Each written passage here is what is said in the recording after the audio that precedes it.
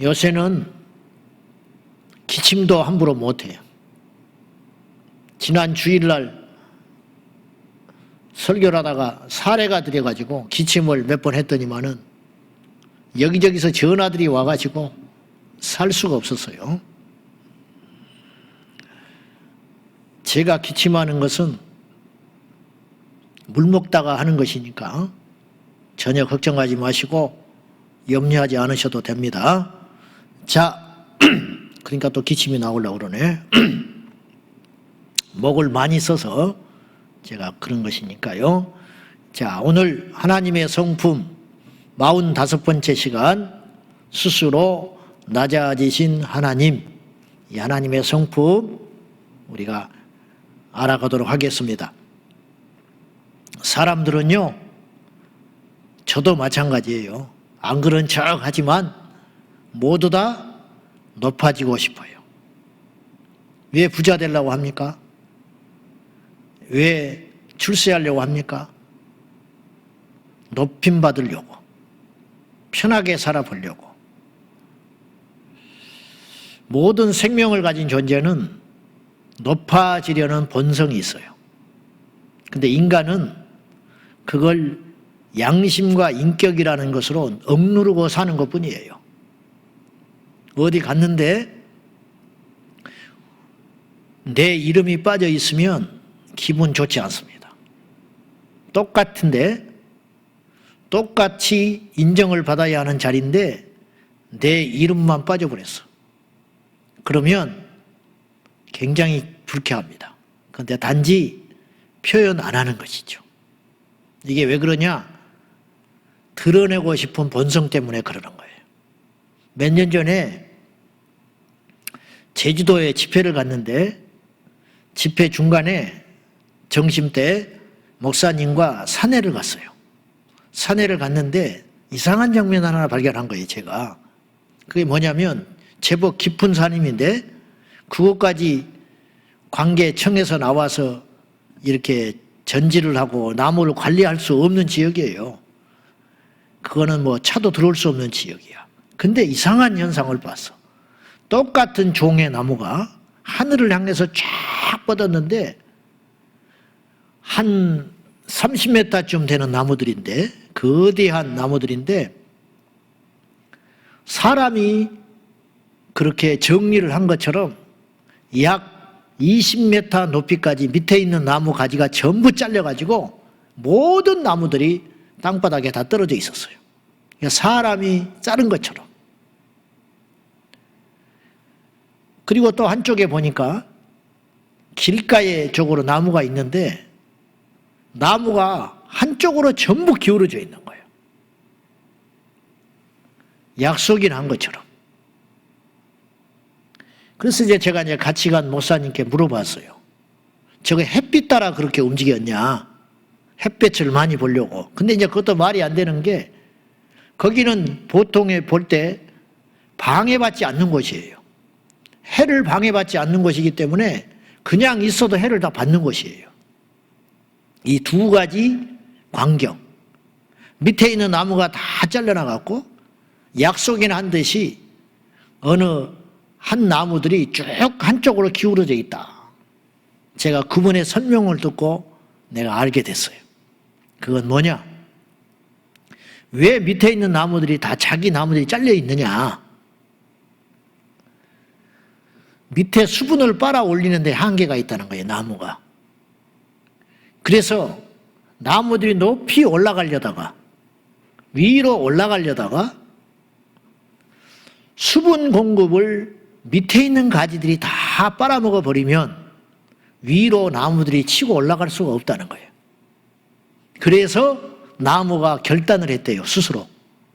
밑에 있는 가지들을 스스로 말려서 죽여버린대, 가지들을. 이야.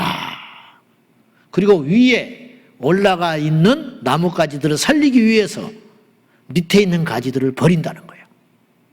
그 말 듣고 나니까 소름이 끼쳤어요. 나무가 높아지기 위해서, 하늘로 치솟아 올라가기 위해서 자기 분신들을 잘라내버린다는 거예요. 그래서 에너지를, 낭비를 막는다는 거예요. 일리가 있는 말이라 생각했어요. 한두 나무가 아니야. 모든 나무가 그러고 있었어요.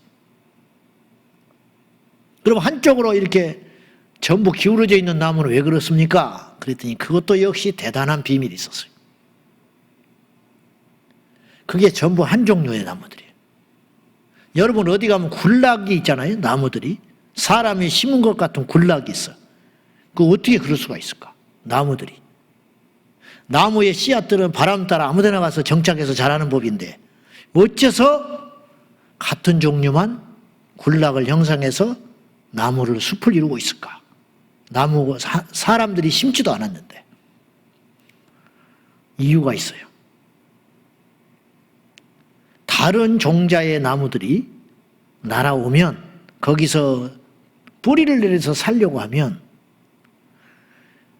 이 나무들이 햇볕을 막아버려 가지고 밑에 있는 다른 종의 나무들이 자라지 못하게 해버린다는 거예요.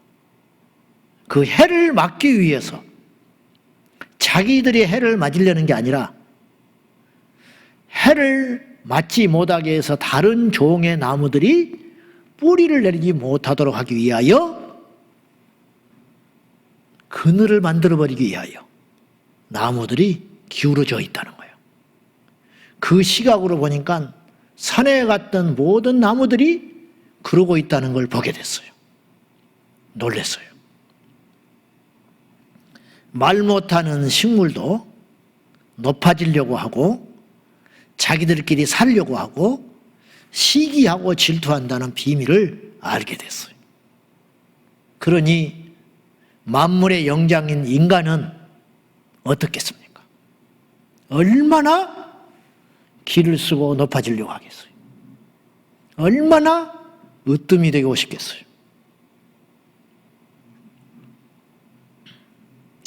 힘을 가진 자가 힘이 있다고 과시하는 것보다 그 힘을 감추는 것은 정말로 어려운 일이에요. 모르는 사람이 아는 척 하는 것이 어려울 것 같아요? 아는데 모른 척 하는 게 어려울 것 같아요? 못 가진 자가 가진 척 행세하는 게 어려울 것 같습니까? 가진 자가 없는 것처럼 사는 것이 힘들 것 같습니까? 이제 알겠지요? 무슨 말인지?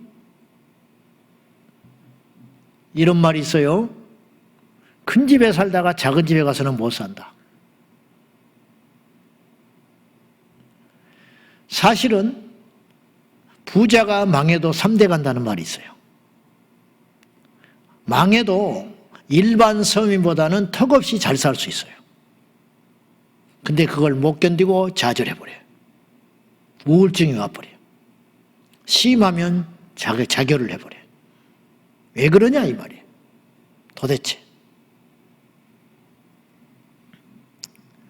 인간은 높아지려고 바둥바둥 몸부림치다가 죽는 것인데 다른 한편으로 생각하면 높아지는 건 어떻게 보면 쉬울 수 있어요. 낮아지는 것이 어려워요. 안 그럴 것 같지만 사실이에요. 우리 주님이 낮아지셨어요. 제가 얼마 전에 퍼뜩 이런 생각이 들었어요.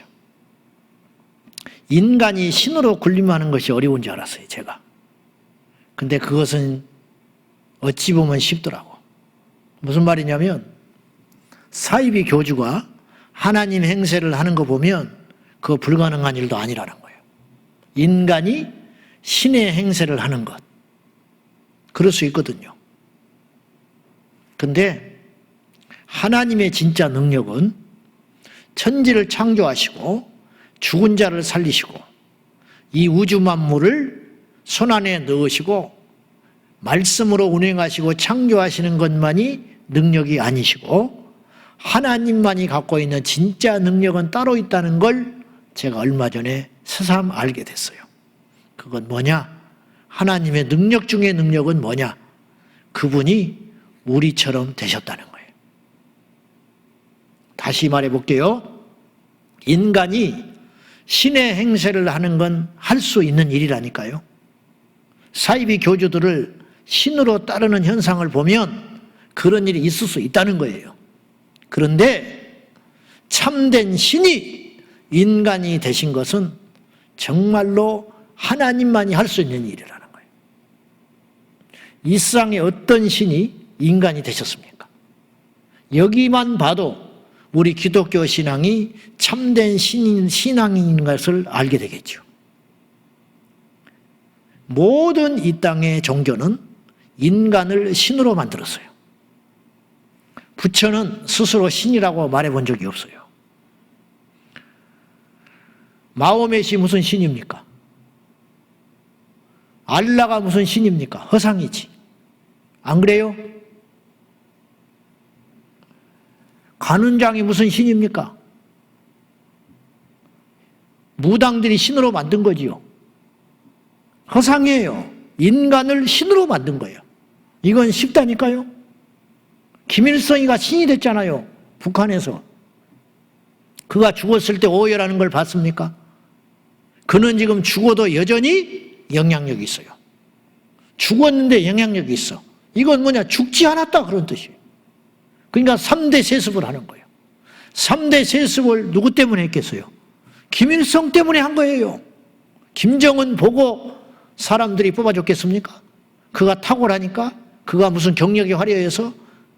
김일성 손자라는 이유만으로 통치자가 된 거예요. 그러니까 김일성은 지금도 살아있는 신과 같은 존재예요. 북한에서. 그러니까 인간이 신이 되는 건 있을 수 있는 일이라 이 말이에요. 중국의 모택동 신입니다. 독일의 히틀러 신이죠. 몽골에 가면 징기스칸 신입니다. 집집마다 음식점마다 징기스칸 초상화를 걸어놓고 몽골의 자부심, 그가 지금도 복준다고 믿고 있고 그가 지금도 자기를 지켜준다고 믿고 있어요. 그러니까 뭐 징기스칸이 신이 된 거죠. 근데 우리 하나님이 인간이 되셨어요. 이런 신은 안 계셨어요. 거꾸로 그러기 때문에 우리가 믿는 신이 진짜 신인 거예요. 우리 하나님만이 참 신이에요. 우리 주님이 낮아지셨습니다. 자, 얼마나 낮아지셨는지 사람들이 몰라볼 정도로 신으로 받아들일 수 없을 정도로 그분이 낮아지셨어요. 요한복음 1장 9절로 10절입니다. 자, 다 같이 시작. 참 빛, 그 세상에 와서 각 사람에게 비추는 빛이 있었나니 그가 세상에 계셨으며 세상은 그로 말미암아 지은 바 되었으되 세상이 그를 알지 못하였고, 이렇게 기록했어요. 여기서 주목할 것, 참 빛, 곧 세상에 와서 각 사람에게 비추는 빛이 있었나니 그가 이미 세상에 계셨다. 놀랍지 않아요? 그가 이미 세상에 계셨고 세상은 그로 말미암아 지은 바 되었는데 세상이 그를 알지 못했다. 여기서 이 말씀에서 새삼스럽게 깨달은 게 있었어요. 그가 이미 세상에 계셨다는 거예요. 오시기도 전에 이미 계셨다. 그럼 오신 분은 뭐야? 이미 계신 분은 뭘고? 이게 삼위일체 비밀이에요. 여러분, 이 세상이 그분으로 말미암아 창조됐어요. 그분을 위해서 창조된 게 아니고 여기서 그는 누굽니까? 독생자 예수 그리스도. 그분으로 말미암아 지은 바 되었다니까요. 할렐루야. 그분이 이 세상을 창조하신 거예요. 그러니까 여러분, 창조하시고 그분이 이 안에 계셨어요. 영으로, 하나님으로. 근데 삼위일체 하나님께서 아들로 이 땅에 오신 거예요. 놀랍지요? 설명이 안 돼요. 이해할 수 없어요. 근데 사도 요한은 놀라운 비밀을 이야기하고 있는 거예요. 그가 계셨고 그가 계셨다. 그리고 세상이 그로 말미암아 그분의 손에 의하여 지은 바 되었다. 근데 세상이 그를 알지 못했다. 11절에 뭐라고 그러냐? 자기 땅에 오매 사람들이 그를 영접하지 않았다. 자기 땅이에요. 이 땅의 모든 것이 그분의 것이에요. 이분의 문화, 세상의 문화, 발전, 제도, 세상의 광물, 세상의 자연환경, 태양, 별들, 이 우주 만물의 모든 것 누구 거예요? 그분 거야. 그가 자기 땅에 오매 자기 것이 찾으러 오신 거야. 근데 세상이 그를 알지 못하였으나 영접하는 자, 곧 그 이름을 믿는 자들에게만 하나님의 자녀가 되는 권세를 주셨다. 아, 이 세상을 주님께서 창조하셨구나. 그분이 주인이구나. 이걸 인정하는 자에게만 하나님의 자녀가 되는 권세를 부여하셨다는 거예요. 사람들이 왜 그분을 영접하지 않았을까? 우리도 예수님 당시에 이방인이었다면 절대 예수님을 하나님의 아들로 인정을 못해요. 왜냐? 너무 인간 같으시니까. 똑같아요. 인간하고 똑같아요. 그래서 그분을 누구도 하나님의 아들로 인정을 못한 거예요. 우리 주님이 스스로 낮아지셨어요. 우리가 낮아지라고 요구한 것도 아니에요. 하나님이 낮아지라고 하신 게 아니에요. 이걸 뭐라고 그러냐? 사랑이라고 그러는 거예요. 낮아질 수 없는 존재가 낮아지는 것을 사랑이라고 그러는 거예요. 그분의 사랑. 그러면 얼마나 그분이 낮아지셨는지 한번 살펴봅시다. 첫째, 자 6절과 7절 봐요. 시작.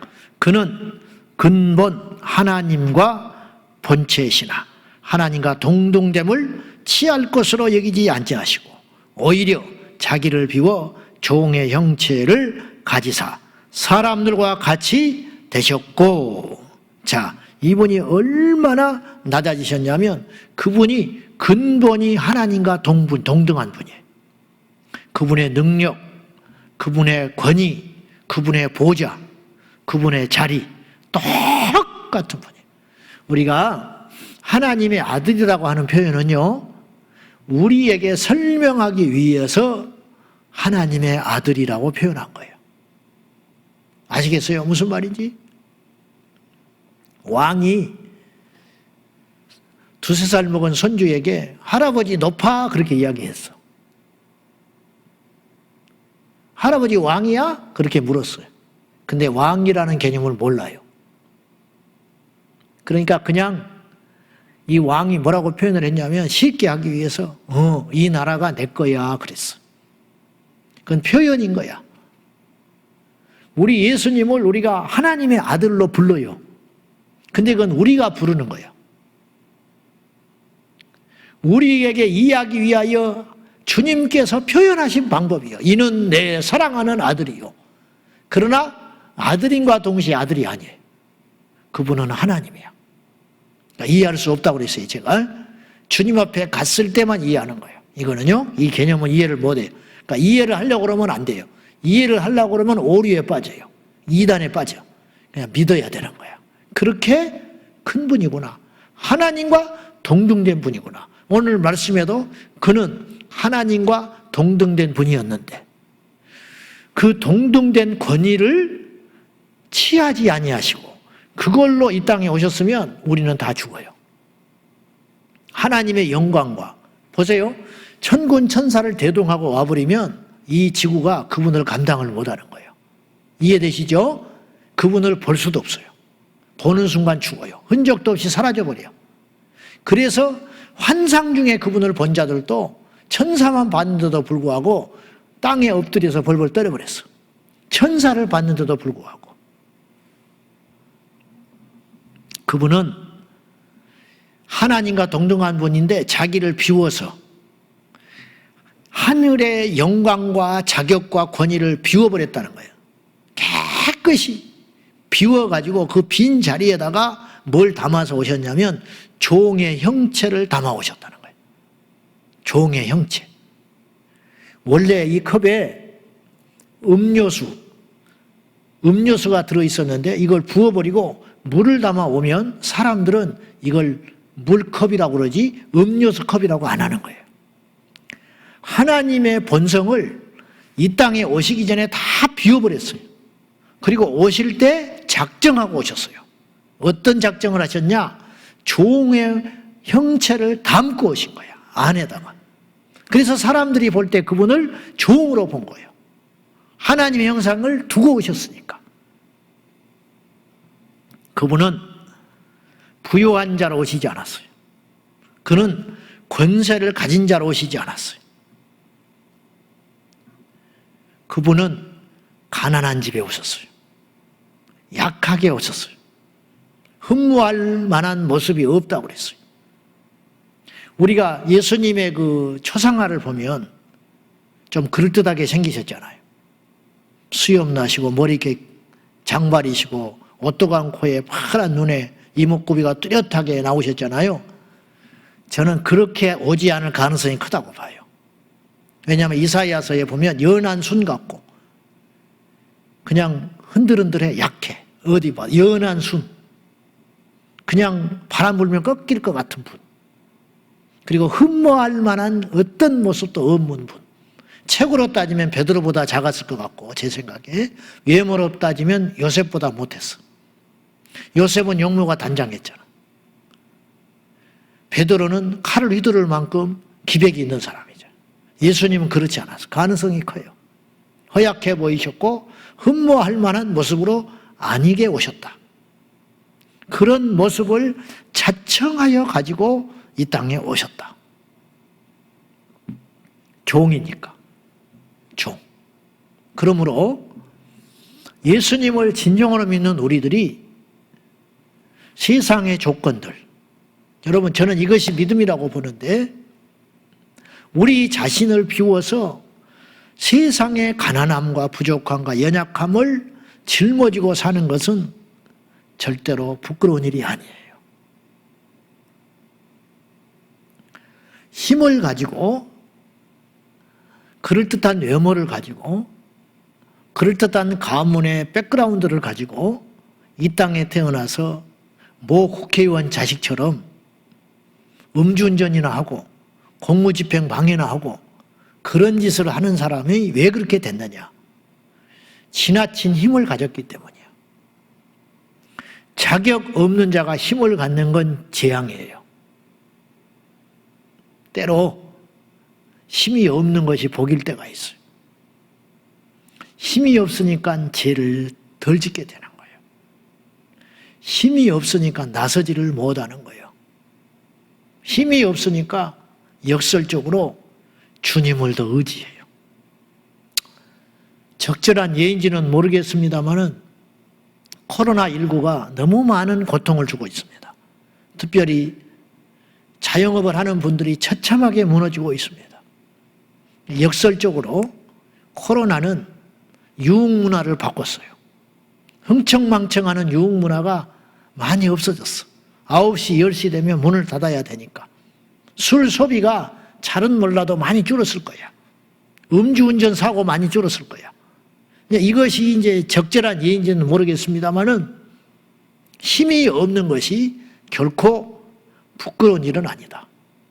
우리 예수 안에서 위축되지 말고, 우리 주님도 스스로 낮아지셨는데 영광과 보호자를 버리시고 비우시사 종의 형체를 입고 오셨는데 우리가 어찌 주님께서 우리에게 허락하신 환경을 원망하고 부끄럽게 여긴단 말입니까? 절대 그리 생각하면 예수님 만난 사람이 아니에요. 여러분의 처한 환경을 주님께서 허락하신 환경으로 여기고 만족하며 감사하며 그분을 찬양할 적에 주님께서 그 인생을 기억하시고 반드시 다윗처럼 요셉처럼 사용하실 줄로 믿습니다. 자, 두 번째로 우리 주님이 얼마나 낮아지셨냐면 십자가에서 죽으시려고 완전한 사람의 모습으로 오셨어요. 8절 다 같이 시작. 사람의 모양으로 나타나사 자기를 낮추시고 죽기까지 복종하셨으니 곧 십자가에 죽으심이라. 이걸 거꾸로 이야기해 볼게요. 이 말씀을 십자가에 죽으려니까 하나님께 복종해야 돼. 철저히 자기를 낮추어서 하나님께 복종하기 위해서는 철저한 사람이 되어야 돼요. 즉, 그분이 인간으로 이 땅에 오시지 않았으면 십자가에 달려 죽을 수 없어요. 여러분, 천사를 십자가에 못 박아 죽을 수 있을까? 못 죽이죠. 하나님의 영광을 가지고 오신 분을 십자가에 누가 죽일 수 있겠어요? 제가 처음에 교회에 가서 인자라는 말이 나왔어요. 사복음서에 인자. 근데 그 인자라는 말이 사람들이 예수님을 일컬어서 인자 그렇게 부르신 게 아니고 예수님이 당신 스스로를 일컬어서 인자라고 부르더라고요. 그래서 저는 이제 기독교적 배경이 없었으니까 처음에 가서 성경 공부를 하기 전이니까 사복음서를 읽다가 인자는 그렇게 이야기를 해요. 당신 스스로를. 그래서 저는 100% 어질인자를 썼어요. 한자 성경이 아니었으니까 스스로 당신을 일컬어서 나는 어진 사람이야. 나는 그렇게 말하는 줄 알았어요. 나는 어질다. 인자는. 그렇게 내가 그렇게 생각한 거죠. 근데 그게 아니었어요. 사람 인자였어요. 내가 당황했어요. 적지 않게. 왜 하나님이 스스로를 사람의 아들이라고 하셨지? 인자, 사람의 아들. 영어 성경도 Son of God이라고 써 있었어. 스스로 예수님께서 자신을 하나님의 아들인과 동시에 사람의 아들로 명명하셨다는 거예요. 완전한 사람 되기를 그렇게 소원하셨다는 뜻이에요. 당신께서 이 땅에 오실 적에 완전한 사람이 되기로 각오하고 오지 않았으면 사람들이 요셉의 아들은 목수 아니냐 그렇게 말하면 그분께서 아니라고 했을 거예요. 근데 예수님은 철저히 사람의 아들이 되기를 원하셨어요. 즉 사람의 아들은 사람이야. 그죠? 오늘 말씀에도 그랬어요. 사람의 모양으로 나타나셨다. 그리고 죽기까지 복종하셨는데 그 복종의 결정체가 뭐냐면 십자가의 죽으심이다. 사람으로 오신 목적과 이유는 뭐냐? 십자가에서 죽으셔야만 하기 때문에 사람으로 오셔야 했다. 그런 뜻이에요. 십자가의 비참함을 압니까? 우리 주님이 얼마나 크신 분인지 요한계시록 1장에 나와 있어요. 요한계시록을 강의할 때 잠깐 제가 언급을 했는데 요한계시록 1장에 보면 요한이 그분을 봤어요. 그분을 봤는데 어떻게 생기셨냐면 같더라 그랬어. 그러니까 이 땅에 있는 형상이 아니에요. 사도 요한은요 예수님의 제자였습니다. 그러니까 이 땅에 계실 적에 예수님과 함께 지냈어요. 그러니까 예수님의 형상을 본 사람이에요. 사람의 형상으로 오신 예수님을. 근데 계시록 1장에 나타난 예수님은 하늘에 계실 때의 모습을 완전히 회복하셔가지고 사도 요한한테 다른 모습으로 나타났어요. 그러니까 부활하시고 난 모습도 아니야. 완전히 하늘에 계시는 모습으로 크고 광대하신 분으로 나타나셨어요. 그분이 본 사도 요한이 목격한 예수님은 어떤 모습이었냐면 그의 얼굴의 머리털은 흰 양털과 같았고 눈에는 불꽃같이 빛이 나고 있었고 그의 목소리는 많은 물소리 같았고 그 찬양집에 보면 많은 물소리라는 찬양집이 있잖아. 그게 거기서 나온 거예요. 그의 음성이 많은 물소리와 같았다. 그리고 그의 입에서는 두 칼날이 나오고 있었다. 말씀이 칼이라는 뜻이에요. 그의 가슴에는 금태가 둘려 있었고 그의 발은 불로 연단한 광채가 나는 금속과 같았고 얼마나 그분이 큰 분인지 그의 오른손에는 7별을 손에 쥐고 계셨다고 그랬어요. 7별. 꼭 7개도 볼 수 있지만 7이라는 숫자는 상징적인 숫자잖아요. 많은 별들을 손에다 쥐고 움켜쥐고 있는 분이었다 이 말이죠. 그런데 교만한 인간들이 그 하나님을 멸시해요. 하나님이 있니 없니? 기독교를 개독교라고 그러고 이렇게 모욕을 하고 있는 거예요. 하나님을 광야의 이스라엘의 잡신이라고 표현을 하고 있는 사람도 있어. 통탄할 일이에요. 부처의 제자였던 예수라는 책도 약 30년 전에 우리나라에 왔어요. 이건 어마어마한 신성 모독이야.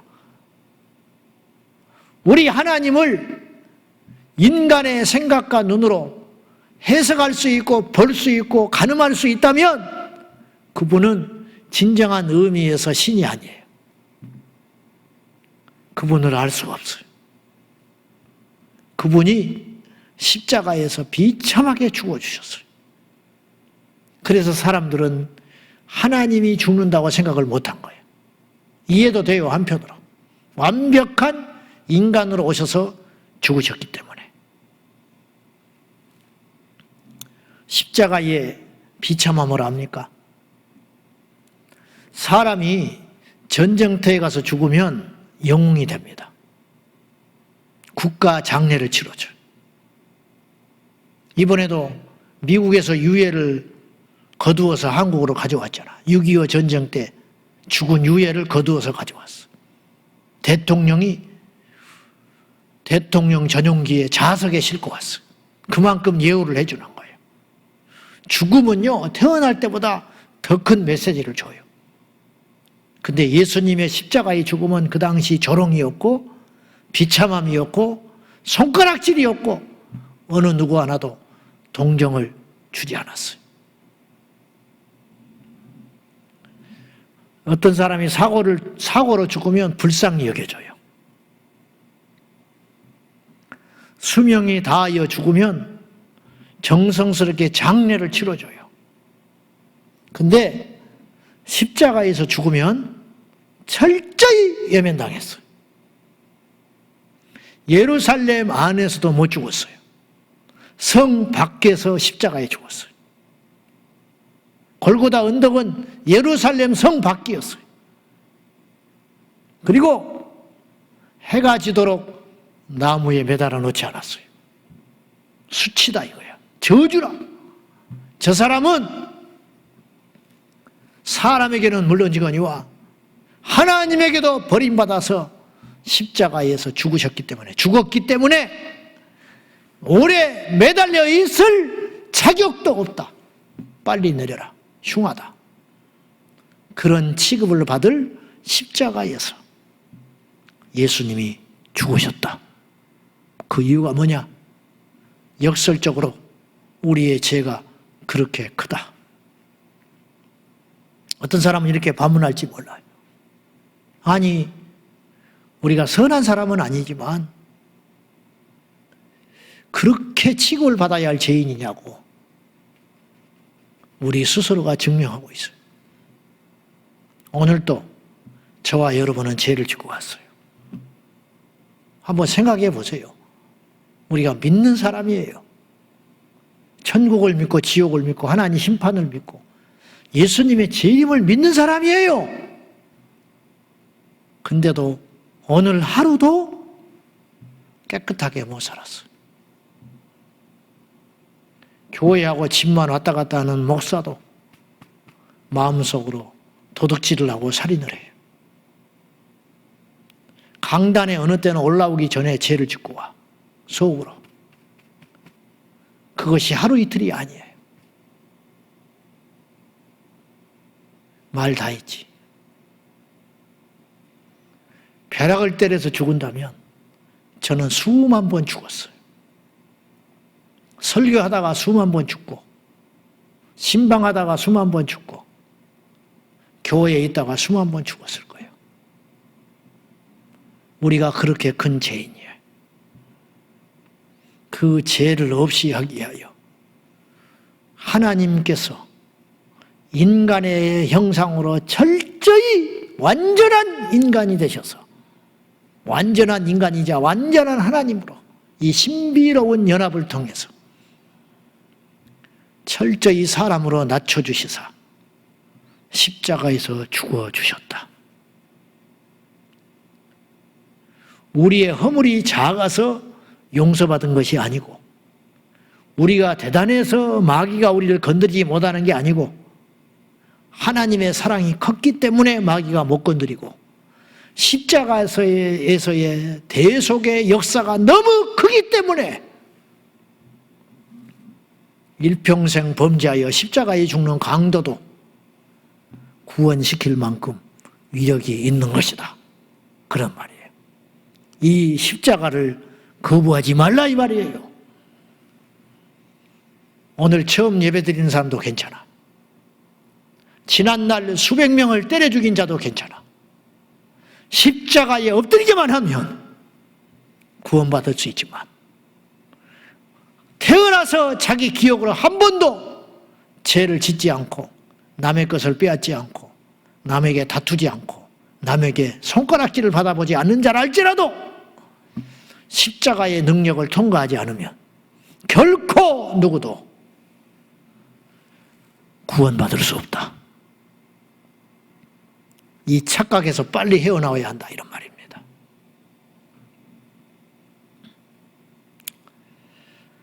주님이 이처럼 낮아지셨다는 것은 오늘 우리에게 과연 어떤 모델이 되시냐 이 말이에요. 이게 중요한 거죠.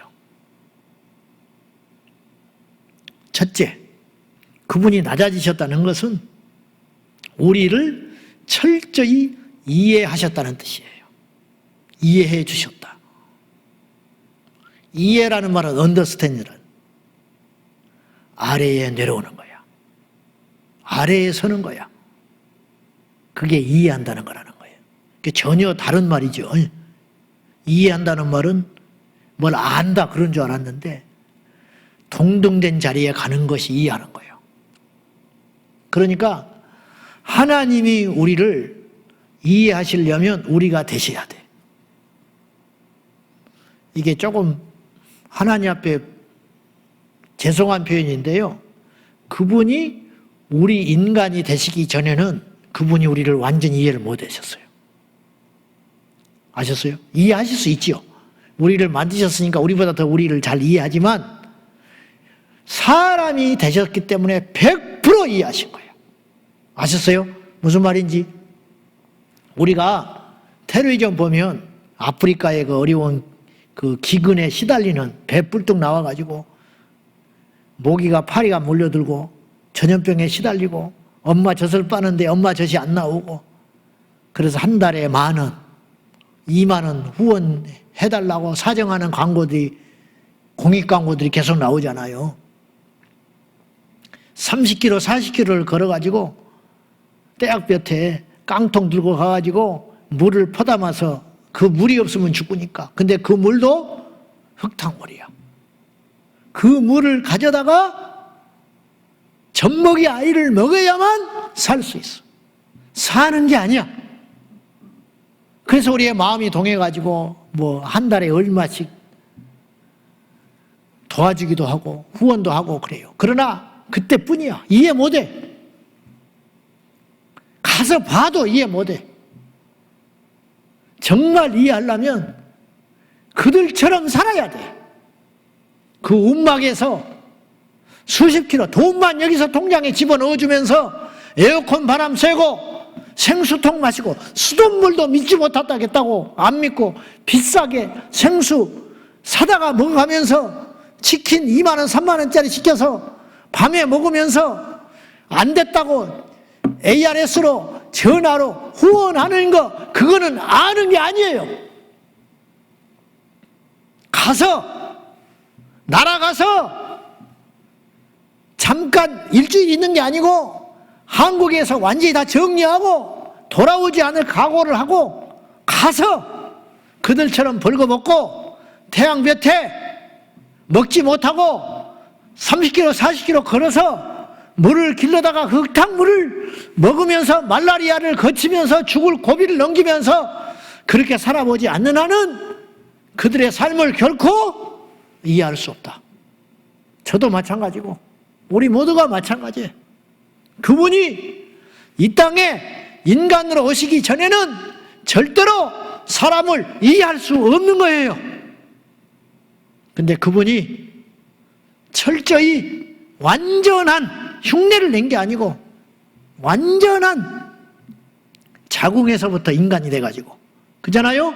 성령으로 잉태돼가지고 자궁으로부터 잉태돼서 나오셔가지고 헤롯의 칼날을 피해가지고 태어나자마자 험악한 고난의 시간을 지내면서 지극히 평범하도 못한 평범 이하의 삶을 목수의 아들로 살다가 온갖 부양의 책임을 지시고 어머니 홀로 된 어머니를 모시고 십자가에 죽으실 때 마지막까지도 어머니를 걱정하면서 죽으셔야 할 만큼 완전한 인간으로 이 땅에 오셔서, 이제 그런 표현을 쓴 이유는 뭐냐면, 그래서 요한이 죽을 때까지 마리아를 모셨어요. 그 이유가 뭐냐면 이해하셨기 때문이에요. 인간의 가난과 질병과 불완전함과 욕심과 시기와 그 고통을, 굶주림을 이해하셨기 때문에 이렇게 말씀하시고 살 수 있는 분이다. 그래서 나사로가 죽었을 때 울어주셨어요. 왜? 죽음을 이해하신 거예요. 오라버니, 집안의 기둥과 같은 오라버니를 잃어버린 동생의 마음을 예수님이 철저히 이해하신 거예요. 그래서 울어주신 거예요. 울지 마, 내가 곧 살려줄 건데 그렇게 말하지 않았어요. 굶주려 보셨기 때문에 오병이어의 기적을 베풀어 주셔서 길에 가다가 쓰러질까 봐 이 사람들을 먹이신 거예요. 그 사람들의 비난을 받으면서 삭개오의 집에 들어가가지고 죄인인지도 모르고 들어간다고 손가락질하고 조랑벗고 비웃는 그들의 미소를 뒤로 한 채 주님을 만나서 버둥버둥 살아보겠다고 몸부림치는 한 영혼의 그 몸부림을 이해하셨기 때문에 삭개오의 집에 그 비난을 무릅쓰고 들어가신 거예요. 현장에서 가늠한 여인을 철저히 이해하셨기 때문에 기회를 주시고자 그 여인을 살려주시고 편들어 주시고 옹호해 주시고, 나도 너를 정죄하지 않는다. 가라. 다시 살아봐라. 새롭게 도전해봐라. 너도 반듯하게 살 수 있어. 너도 가정을 이룰 수 있어. 너도 진정으로 사랑하는 남편을 만날 수 있어. 새로 출발할 수 있어. 가라. 그 대신 다시는 죄를 지지 말아라. 돌로 때려 죽이지 않으셨어요. 만약에 이 여인을 죽인다고 치면 그 무리들보다 예수님은 더 진노하셨어야 했어요. 더 거룩하신 분이니까. 근데 그분은 철저히 이해하셨어요. 왜 그러냐? 사람으로 오셨기 때문에.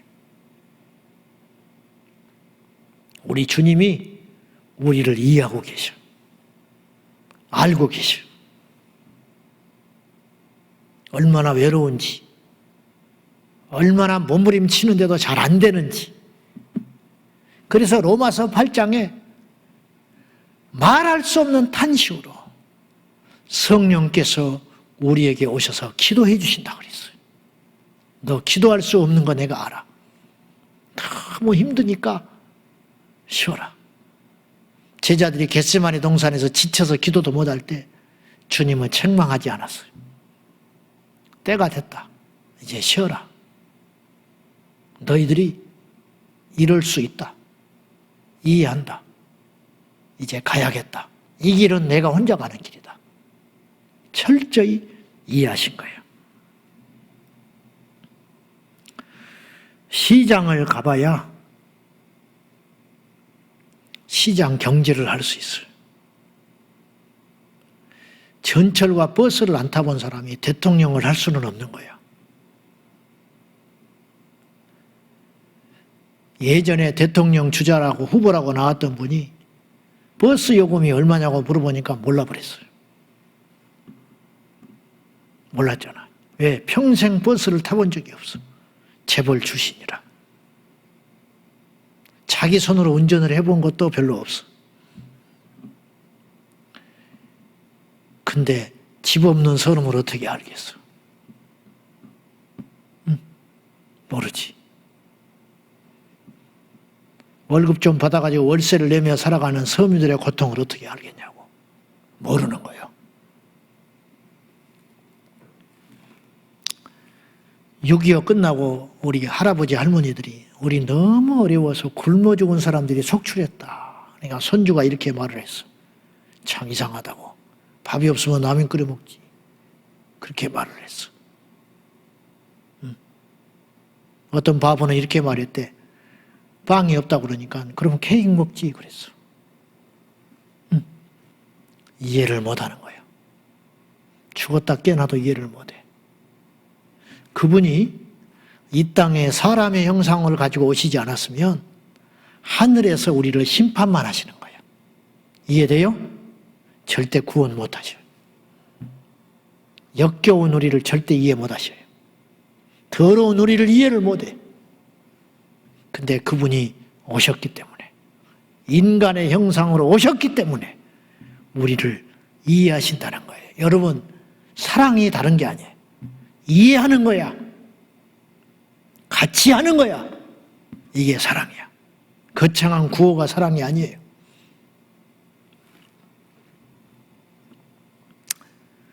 성도들의 삶을 이해를 못하면 목회를 하면 안 돼요. 현지인들의 삶을 이해를 못하면 선교사가 가면 안 돼요. 절대 안 돼요. 돈의 무서움을 모르면 사업을 해서는 안 돼. 세상이 얼마나 무서운지 모르면 집 나가서 독립하겠다는 소리 함부로 하는 게 아니야. 제가 옛날에 그래서 우리 집사람 결혼해가지고 제가 마음고생 많이 시켰어요. 철이 없어가지고 30대 초에 혈기는 왕성하고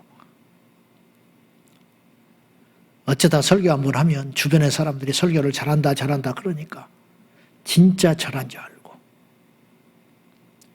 그때 교회가 문제가 있었는데 사람들이 나한테 개척하자고 그랬어. 그때 제가 기도하면서 마음이 살짝 동요됐어요.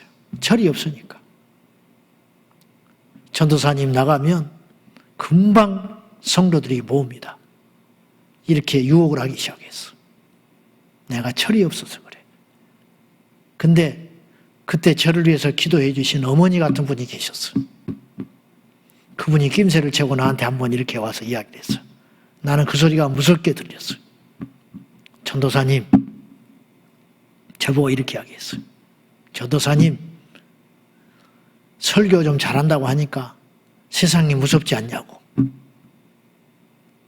나한테 이렇게 이야기했어. 전도사님은 한 가정의 가장이에요. 정신 차리세요. 지금 옆에서 속닥거리는 사람들 전도사님이 개척하면 한 사람도 도와주지 않습니다. 그때 내가 현실을 알았어. 그때 내가 무서운 줄 알았어.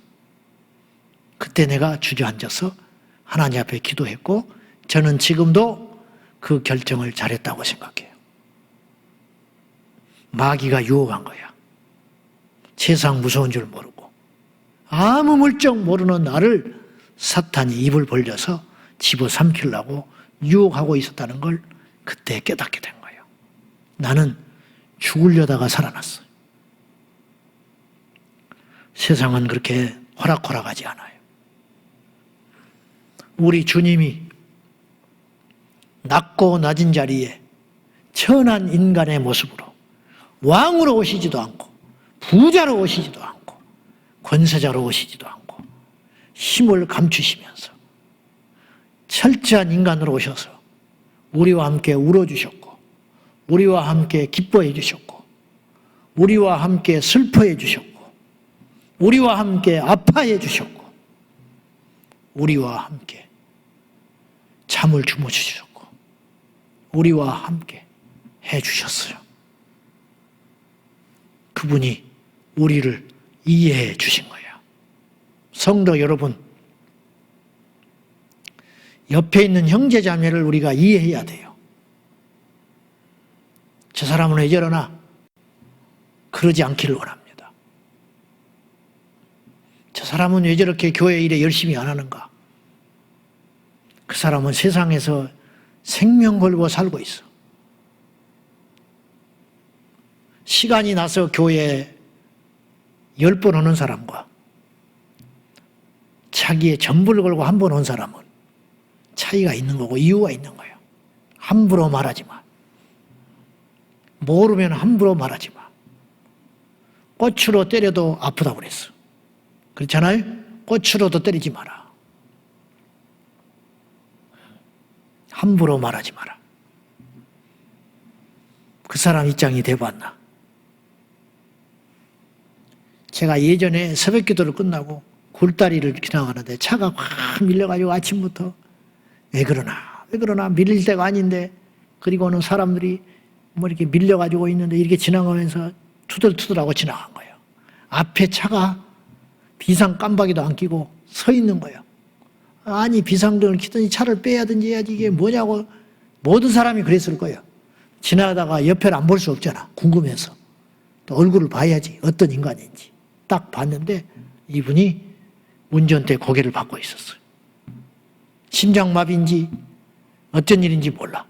그때 내가 가슴이 철렁했어요. 함부로 절대로 말할 거 아니다. 그리고 조금 지나니까 사이렌이 울리고 119가 왔어요. 나는 이미 속으로 죄짓는 거야. 모르면 가만히 있으라 이거예요. 우리 주님이 하시는 일을 알 수 없고, 우리 주님이 이 땅에서 인간으로 오시사 철저히 우리를 이해해 주셨다. 두 번째, 우리의 고난에 함께 하셨어요. 그분이 오셔서 철저히 우리의 고난과 동참해 주신 거예요. 그분이 채찍에 맞으실 때 안 아팠을까? 십자가에 매달리실 때 안 아프셨을까? 그렇지 않아요. 똑같이 아프셨어요. 어쩌면 더 아프셨는지 몰라요. 왜냐? 힘을 감추고 맞았으니까. 어때요? 네? 맞아야만 하는 죄인이 맞으면 응당 죄값을 받는 거예요.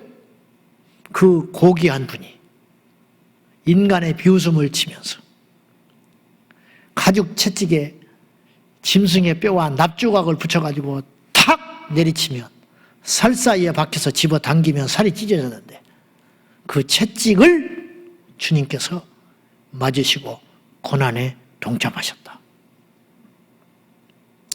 우리의 고난에 주님이 함께 하셔요. 여러분이 잘 아는 예화를 하나 이야기할게요. 어떤 사람이 너무 힘들었다고 그래. 주님을 믿는데도 너무 힘들어. 갈수록 힘들어. 그러다가 이분이 기도를 하다가 원망하다가 비몽사몽간에 환상인지 꿈인지 자기가 머리에 백사장을 걷고 있더라는 거예요. 백사장을 걷고 있는데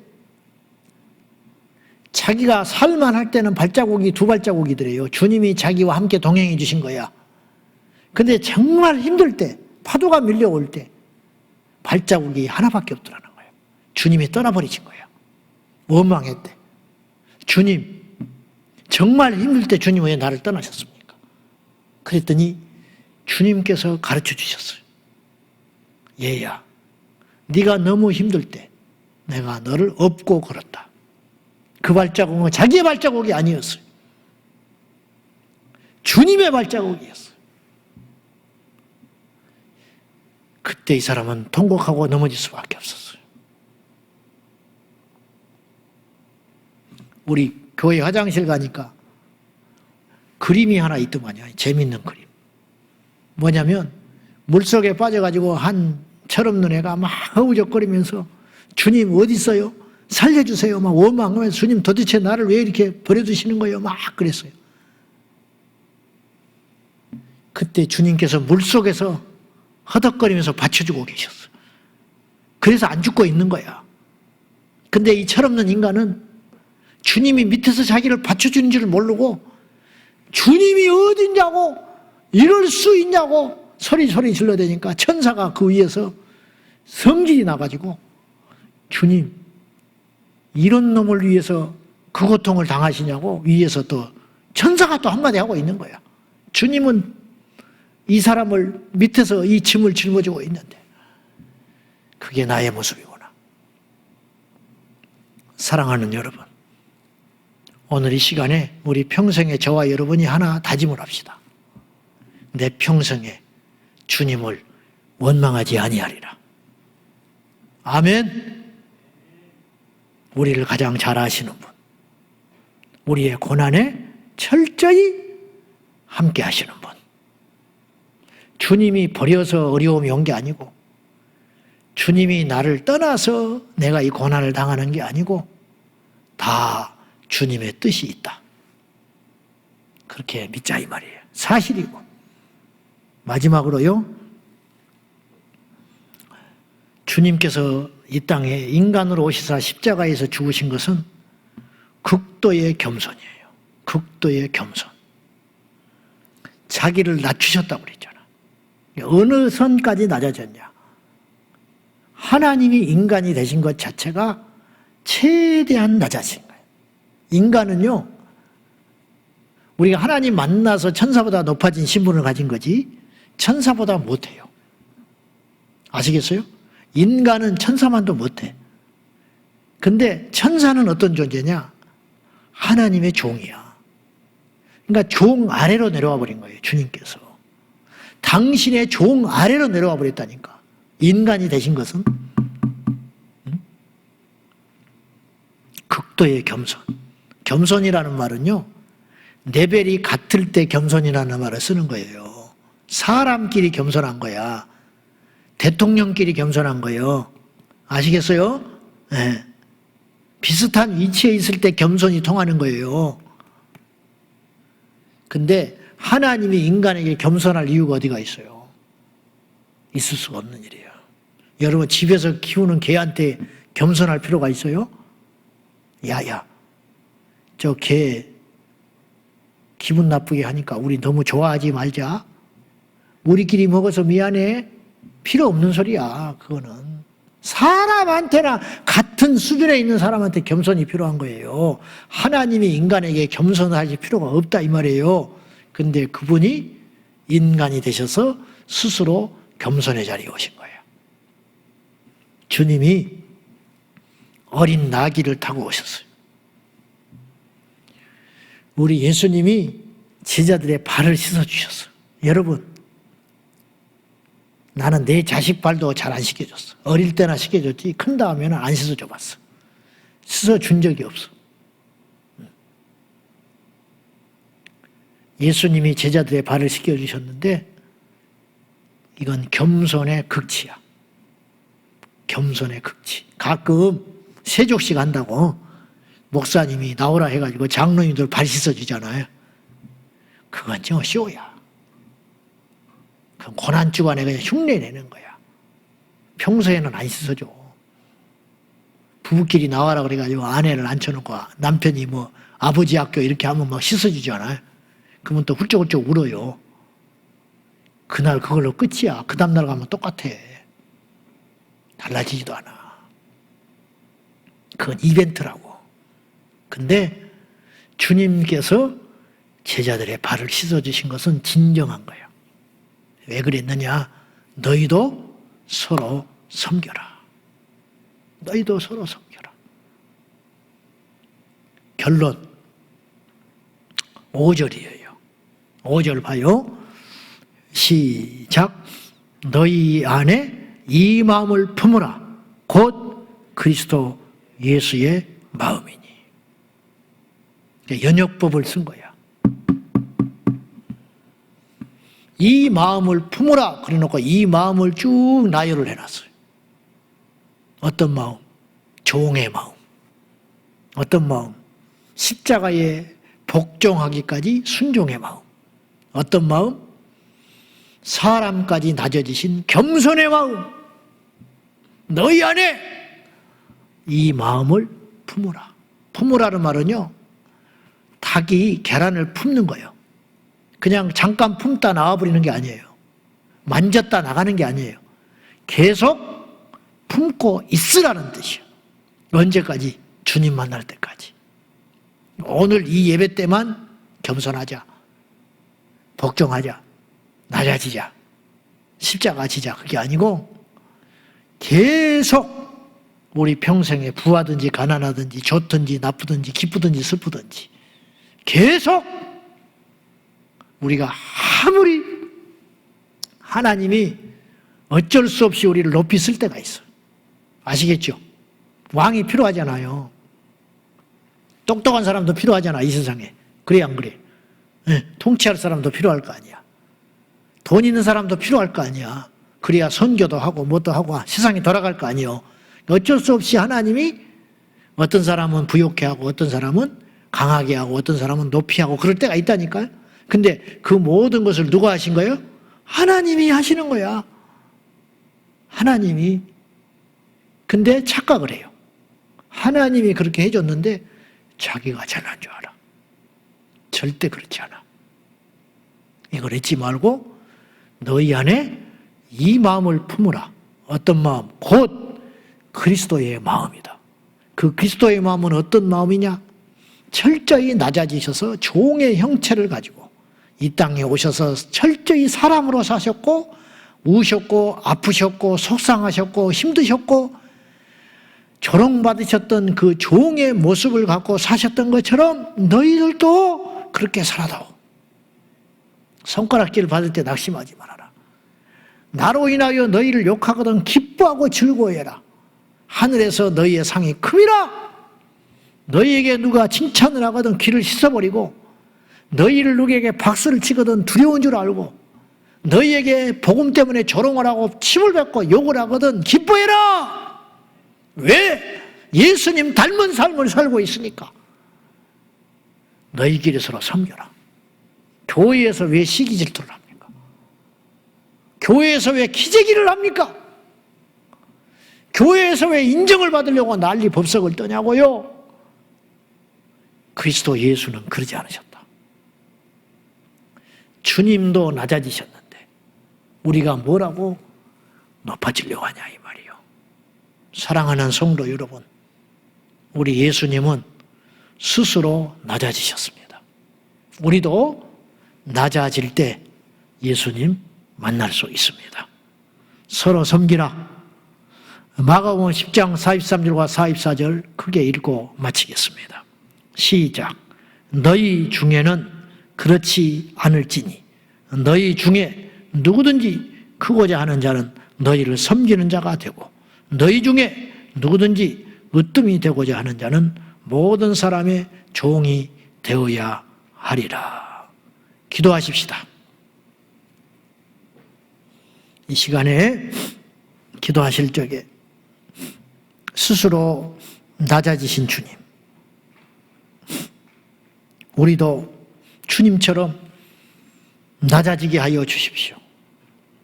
우리가 그동안 교만하고 완악하고 높아지려고만 해서 이 세상이 이렇게 시끄럽고 하나님의 영광이 나타나지 않고 있습니다. 예수님, 그 크고 강대하신 분이 이 땅에 낮고 낮은 자리에 오셨는데 우리가 무엇이라고 높아질 수 있겠습니까? 우리 안에 그리스도의 마음을 품게 하여 주십시오. 이 시간 다 같이 말씀 붙들고 기도할 적에 주님의 마음을 품게 해달라고 간절한 마음으로 다 같이 기도하겠습니다. 살아계신 하나님 아버지, 우리 안에 예수님의 마음을 주십시오. 하늘의 영광과 하나님의 영상을 스스로 포기하시고 종의 형상을 가지시고 이 땅에 오신 예수님, 예수님처럼 낮아지게 하여 주십시오. 예수님처럼 복종하게 하여 주십시오. 예수님처럼 섬기는 자가 되게 하여 주십시오.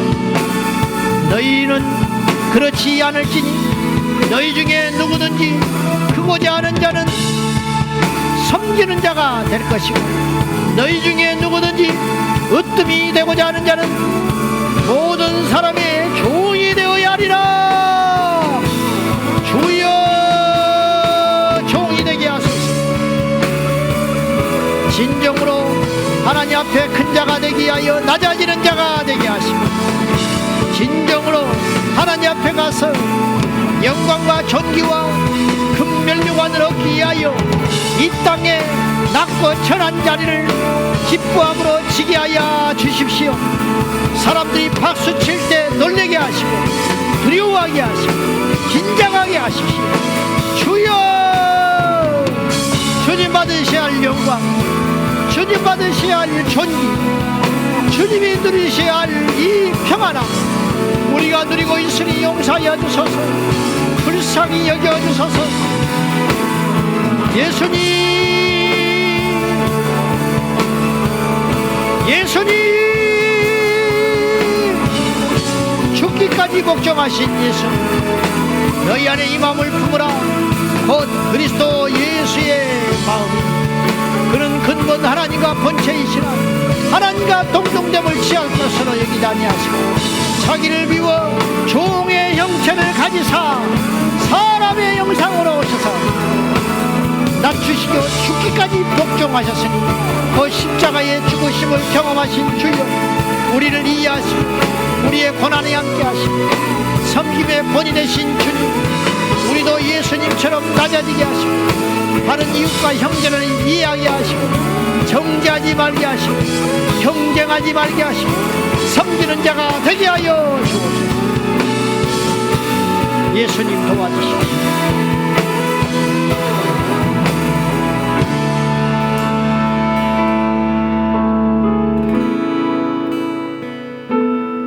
너희 안에 이 마음을 품으라. 주님, 우리가 품어야 할 마음이 어떤 마음입니까? 곧 그리스도 예수의 마음이니라. 그는 근본 하나님과 본체이셨으나 동등됨을 취할 것으로 여기지 아니하시고 자신을 비워 종의 형체를 입고 이 땅에 오셨으니 우리는 마땅히 종이 되어야 마땅합니다. 우리가 높아지려고 하니 종이 되어버리고 맙니다. 종이 될 때 주님께서 우리를 존귀히 여겨 주실 줄로 믿습니다. 주여, 모든 사람을 나보다 더 귀하게 여기고 모든 사람에게 친절과 사랑을 베풀며 어떤 경우에도 무시하지 않게 하시고 어떤 경우에도 하나님을 원망하지 않게 하시고 우리와 함께 울어주시고 우리와 함께 슬퍼해 주시고 우리와 함께 아파해 주셨던 주님, 부유한 자로서 가난케 되심은 우리를 부욕해 하려 하심이라 했으니 그 주님의 마음을 아는 자가 되어서 아버지 앞에 겸손히 나아가게 하여 주옵소서. 주님, 오늘부터 우리가 예수님의 마음을 품고 살겠습니다. 도와주십시오. 잊지 말게 하여 주십시오.